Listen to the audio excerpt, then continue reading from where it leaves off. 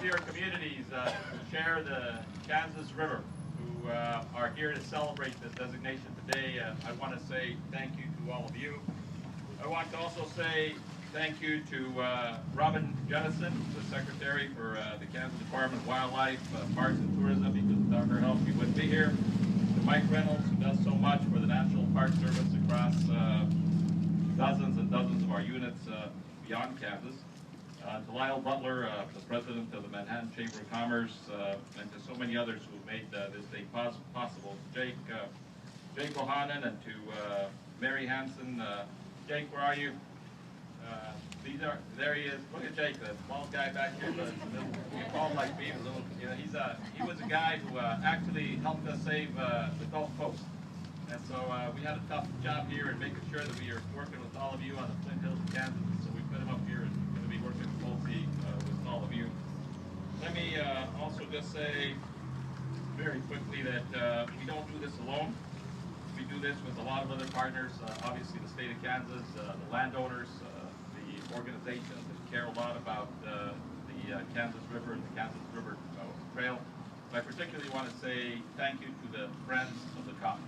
Because without the Friends of the COP, we wouldn't all be here today. Because when you look at 24 places where you now are looking at having access and creating what will be a economic engine for the state of Kansas, it wouldn't happen without the Friends of the COP. Let's get the Friends of the COP around the clock.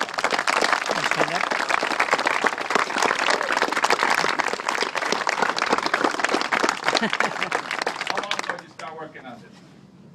2002. 2002. People say it takes a long time. Not bad for 10 years. All this done. Great job. Great job. I also want to thank the Army Corps of Engineers and two of the great agencies that I work with in the department every day, and that's the National Park Service and the United States Fish and Wildlife Service, our superintendents and others who are here today. Let me just say why this is such a special and important day for me. Last night as I came in to Kansas and I went out to the reserve and the visitor center there, and I'm coming here today, it's because Kansas and the Flint Hills are a very special place. As Secretary of the Interior, I have the best job in the United States of America and the cabinet. And so I get to see the Everglades of Florida, to get to look at what is happening in the Arctic of America and the Eskimo lands of Barrow and many of the villages up in the North Slope. I get to see the desert to the southwest and the Mojave and the Grand Canyon and the great rivers of Maine, the Penobscot and the Acadia National Park. But wherever I go, these are all crown jewels of America.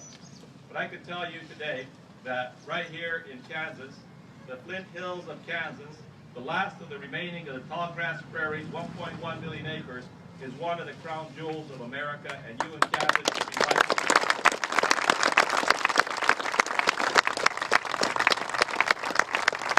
This crown jewel of America needs to make sure that it is taken care of.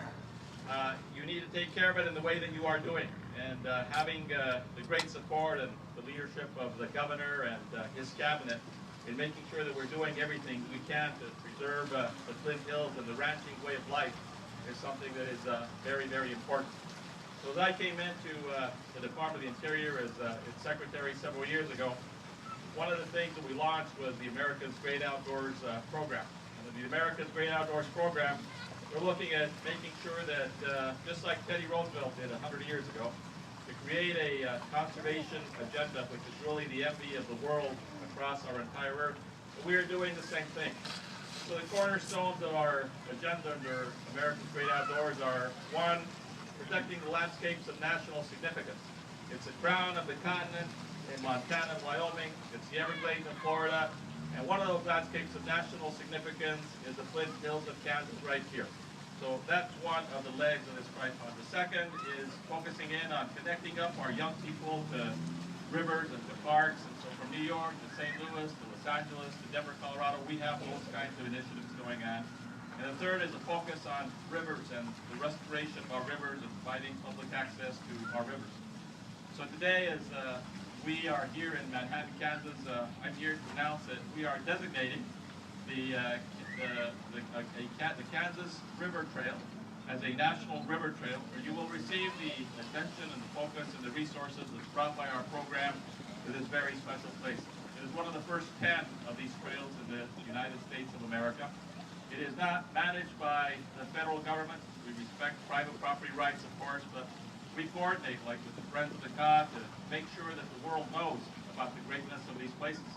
So when you think about 174 miles of the Kansas River and the water trail, it's about hunting and those people who love to hunt and bring so much to the economy of Kansas. It's about those who love to fish among our 40 million anglers in the United States of America who might find a place out there in the reservoirs or in other places to go out and to fish. It's about the kayakers and the boaters who we saw out there this morning. Because combined, what they all do across this nation is they create somewhere in the neighborhood of 9 million jobs a year to power our economy. So when we look at Manhattan, as your great mayor here has done, or Topeka, or any of the communities along the Kansas River Trail, this is a magnet. Just like the Flint Hills are a magnet, so too is the Kansas River Trail, and the Friends of the Cod saw that a long time ago. It will bring people here.